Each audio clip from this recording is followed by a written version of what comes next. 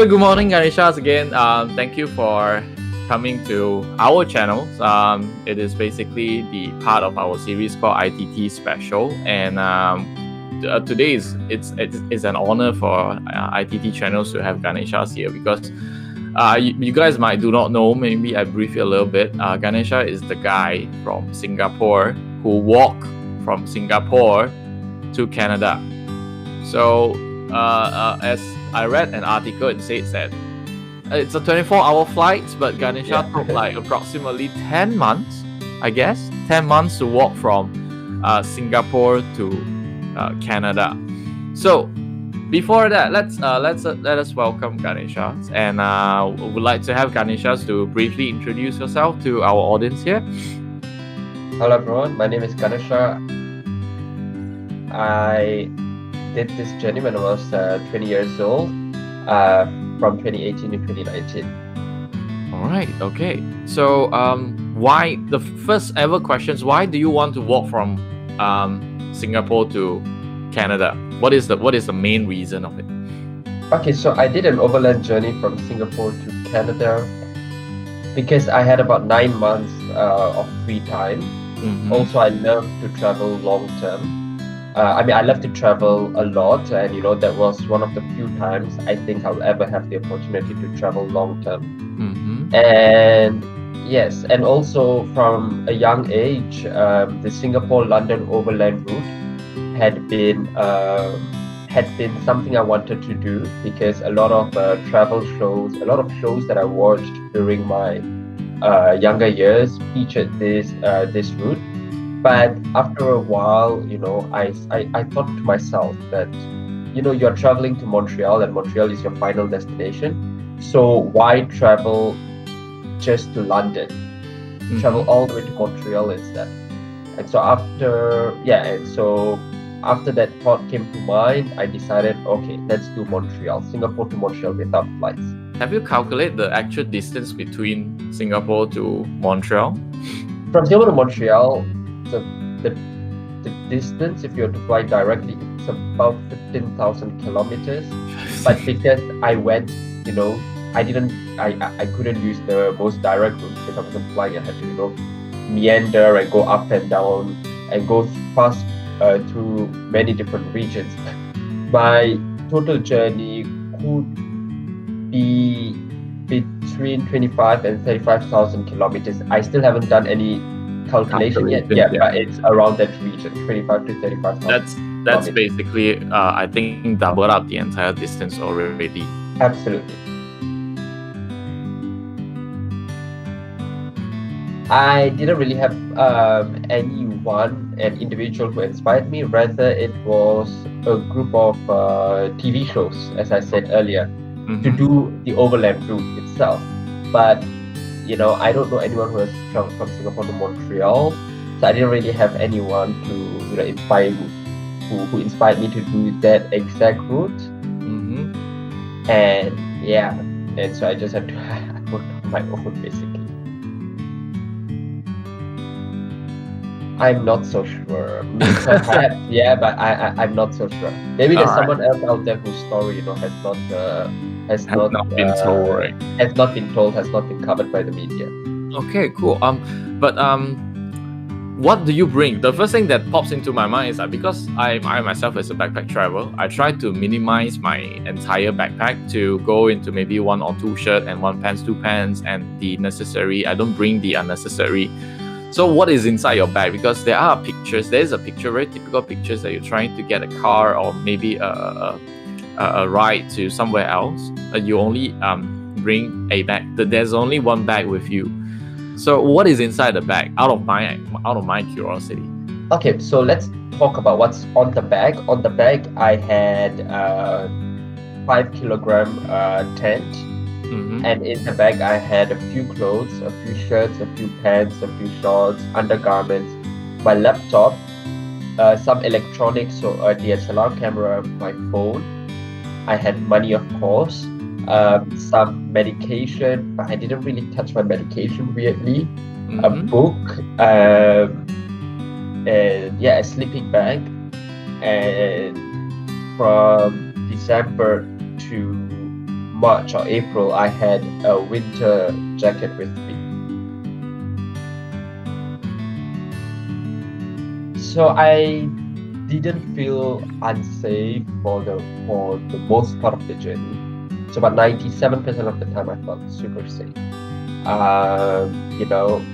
When you brought up language, when it came to language, I speak Russian, so for me, Central Asia was relatively easy because they also speak Russian there.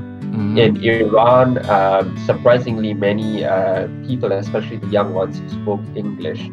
In places like China or many parts of Southeast Asia, or even Turkey, and parts of Europe where people don't really speak English, I communicated by using an online translator. Oh wow.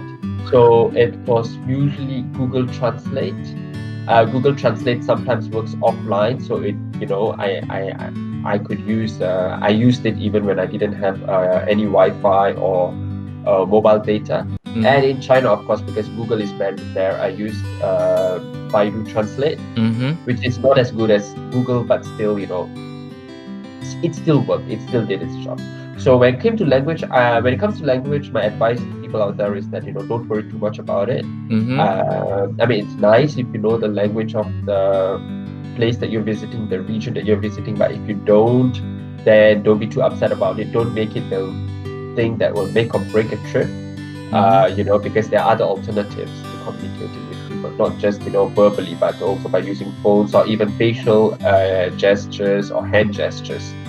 All right, okay, I understand that. But you mentioned 97% of it is safe. So what is the 3%? I did feel unsafe. So there were instances where I wasn't really in the best of situations. So there were a few times I was molested. There was once my CouchSurfing host didn't want me to leave his home because he was very possessive. He was very jealous that I was going to meet another local in the same city, and so he locked me in his house. So what happened was I eventually just escaped at night when he was sleeping by jumping out of a window. But yeah, so that was so those were the times I didn't feel unsafe. But as I often say, I do feel unsafe sometimes even back home, be it in Canada or in Singapore. So it's not only something I encounter during the trip. Yeah, but it's not. I understand that it's not really like it's unsafe in the country. It's just that one case that you. Yeah, absolutely. So they were all isolated cases, and they're not representative of the people or the country. True. I mean, the stories that you shared just now, like you've been trapped in the house because the owner is a bit possessive. Well, that's a little bit traumatic for me. So it really depended on the situation. My first option was always to find a host on CouchSurfing.com. So CouchSurfing.com is sort of like a free Airbnb, but it's also a place where travelers can meet locals. So I was staying at the places of locals for free. And but it's not often that I manage to find a host on CouchSurfing.com. So though most of my time on the road was spent at a host's place, sometimes I was forced to find alternatives, such as staying at hostels, which were so I often went to the cheapest hostels, some of which weren't really clean, some of which weren't really that safe. But I was all right with it. And in some parts of my trip, especially in Europe, when even the cheapest hostel was still too expensive or too heavy on my budget, then I pitched a tent, in a city park, or I slept in a railway station. Wow. To save money and to be within budget. I spent around 10,000 Singapore dollars, which is about 30,000 ringgit. And approximately. Approximately 30,000 ringgit. Nice. Yeah, but then again, it's around $10,000. So it could be a little bit high. It was definitely a little bit higher than that, but I didn't do any calculation. It was the cargo ship. So I had to pay for the cargo ship, and it if I'm not wrong, $2,500. Yeah, for the cargo ship from Germany to the US. The main purpose of this trip was not to take any flights. So, taking a flight simply because it would have been cheaper than a cargo ship would be beating the purpose of that trip. And secondly, I think $2,500 to stay on a cargo ship where you had your own hot-tub room like cabin, served 3 meals a day, and got to experience and live for 11 days in a new environment is just, it's worth it. At least I found it worth it, yeah. I didn't really plan much, to be honest. But if you really want to, if you really want to see places that you didn't know exist, if you really want to go out there and, be in situations you never expect to meet people whom you've never met before, then you have to go with the flow. You can't plan too much because many things, even in this day of the age, even in this day of the internet, many information is still only known through word of mouth. When I left Singapore, I didn't even know which countries exactly I was going to pass through, just the regions, like just the general region I needed to pass through. And many a times I didn't know where I was going to be 5 days out, like 5 days later. So most of it was done, as time went. I looked at the situation and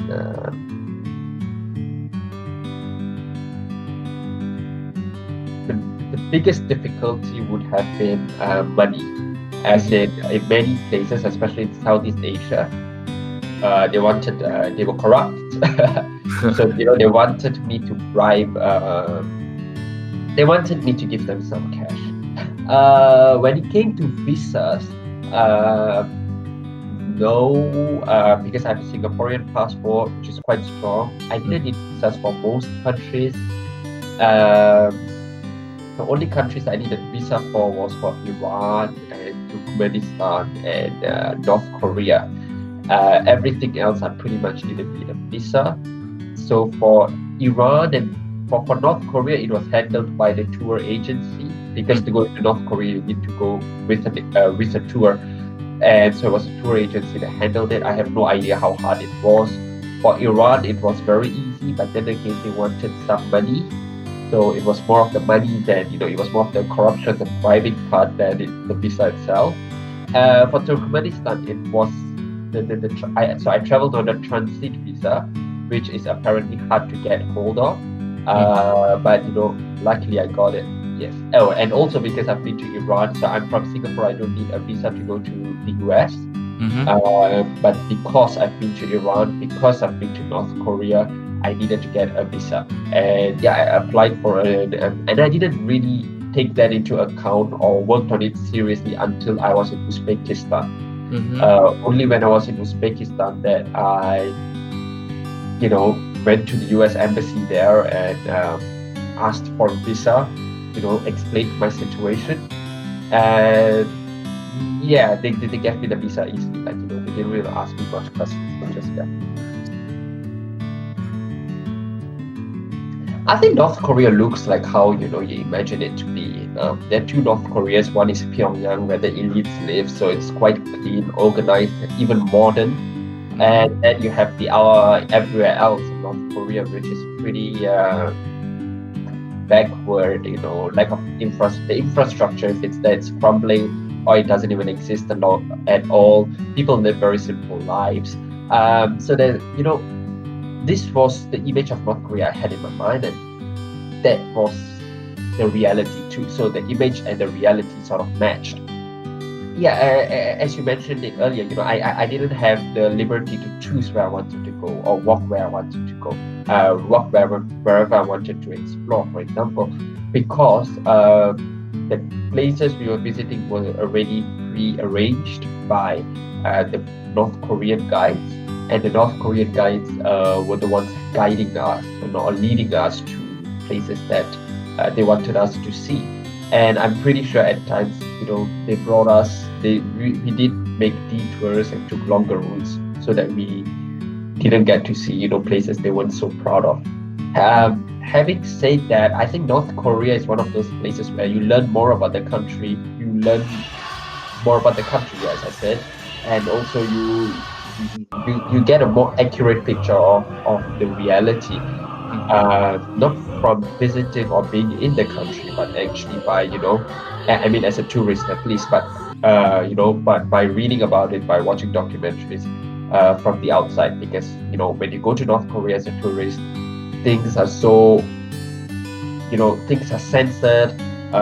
It's to the North Korean guys, everything has been made to ensure that you don't see the worst of it, or you won't hear certain stories, because you never get to interact with the locals. And it's like it's a real thing, like what we heard, because the government is basically control everything, and especially when it comes to information. So I heard that you can't really take any pictures and you can't really snap any pictures. You can snap pictures. In fact, most of the time, the Korean guides were all right with us snapping pictures, but there were times, I think it was one day when we were crossing a river and the bridge was really, really, really old. It was about to collapse, I'm pretty sure, to the point where we couldn't cross the bridge by a van, so we had to get off a van on one side, walk across the bridge, and then take another van on the other side. So two Korean guides and me and two Norwegian travelers, we walked across the bridge, and on the bridge, it was just covered with snow. But even in that situation, people were recycling, North Koreans recycling on it, and I did snap a few photos. And the North Korean tour guides, they weren't particularly pleased about it. They were constantly telling me, "Oh, please delete the photos, please don't post it," and stuff. But yeah. Did they speak English? Absolutely. So the North Korean guides do speak English. Some of them speak English, and a lot, and many other languages too. Not only English, like Chinese, Japanese, French, German, Russian. Most international languages, there are North Korean guides who speak it. There are schools in North Korea where people are trained. People who work for the government are trained to speak. I think because it was mysterious, not many people have been there. There's not much information on this region out there as compared to other places. So there was this certain mystery about that place, and unknown. This place was relatively unknown, and it was that really attracted me. That really got me wanting to go to this place, visit this place. And when I went there, the people were really nice. It was really easy to hitchhike, and even more. So many times when I hitchhike, people would stop at a restaurant or a roadside eatery, treat me to a meal, and then after that, they would invite me to their place. They didn't really need to do all this, but they were curious. They were really welcoming, and so they wanted to get to know me better. They wanted to have a good time in their country. So they were really nice in that way.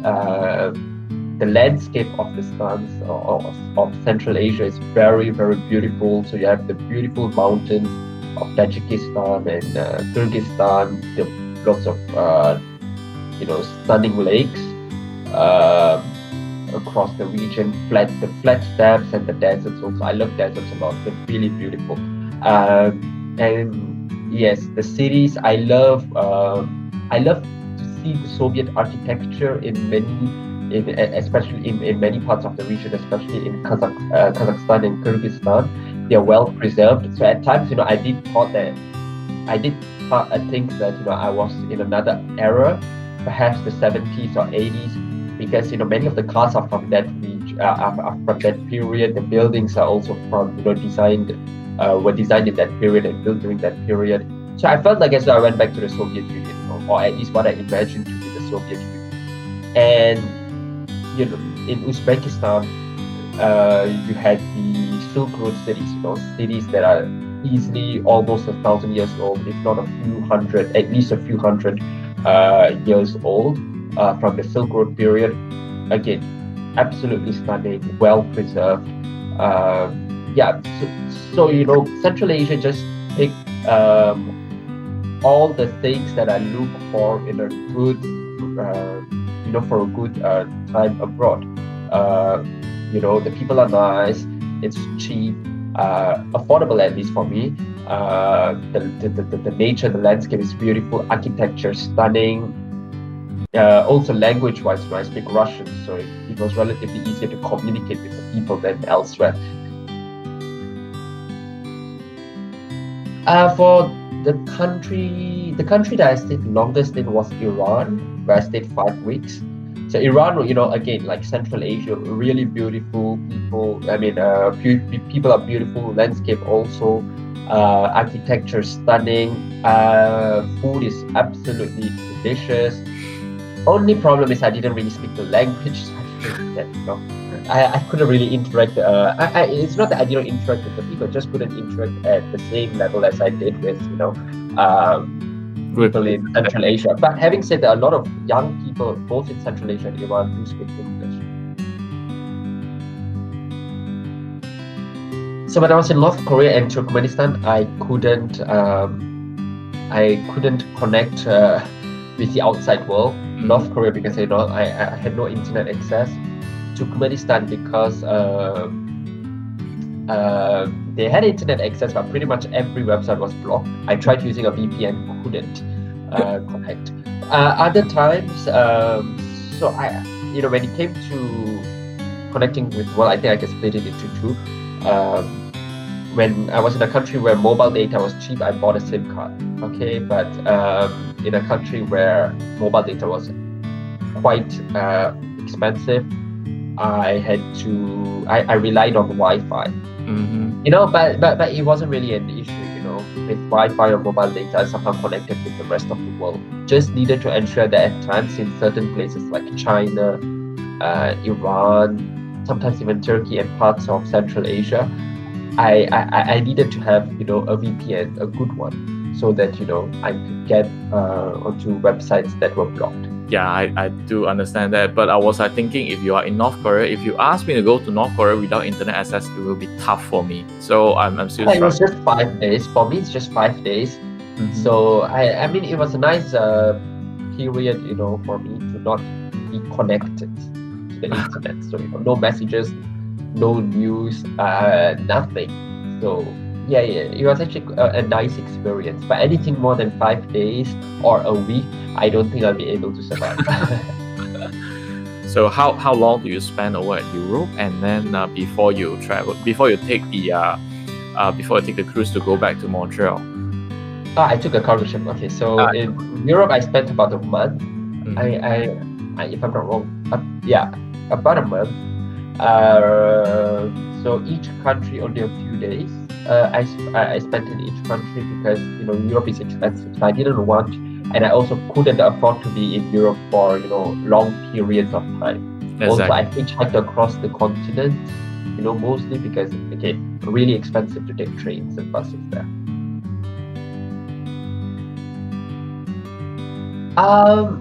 So I got 10,000 Singapore dollars from so I served in the army in Singapore. I mean, everyone had to serve in the army on meals. Made some money there. Also, so I saved up the money I earned there, and also I was tutoring.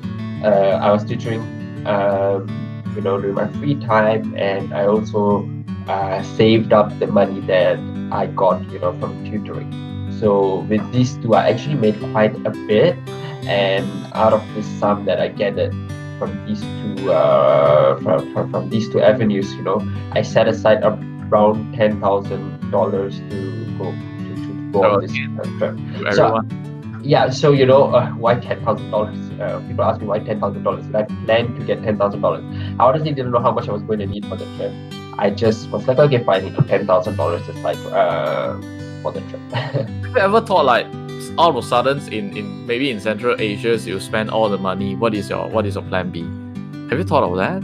No, I didn't think about that. Probably it would just be go home, But I knew that somehow, by any means, I was going to make it to Montreal. Yeah, boy. I don't think I thought about not making it to Montreal because of money.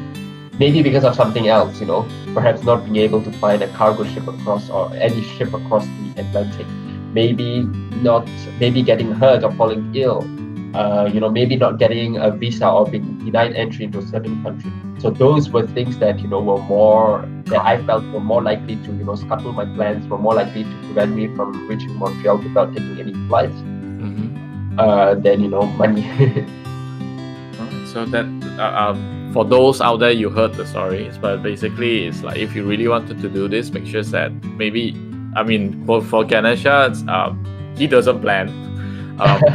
For you guys, maybe you can do a little bit of planning, at least like which country that you wanted to walk, or maybe a shorter journey first before you wanted to expand into a long journey like Ganesha. I think, when it comes to visiting places or exploring places, don't be afraid, to go out there. Because most of the time we are afraid to go to a place, not because the place is dangerous per se, but rather because we don't really know about the place. So we are not fearing the place because it's dangerous, we're just fearing the place because it is an unknown, it is something that we don't know much about. So just, of course, after having taken calculated risks, go out there, go and explore these unknown places, and before you know it, you will be a storyteller with, possibly a book, a book worth, or bookload worth of, stories to tell the world. So for now, it's a self-published book, so you have to get it on Amazon.com. Of course, if there are other avenues where people, where it could be cheaper for people, I'm more open to it. But for now, Amazon is the place to go to. Thank you again, Ganesha, for spending some time with us and tell us the stories. No worries. And we hope that if you have another journey, or maybe you are planning for another one, please do let me know. And I really wanted to know what happened next. But thank you again, Ganesha, and hope everything is good with you. And take care over at Singapore. Okay, thank you very much for having me on this interview. All right, thank you. Goodbye. Bye-bye.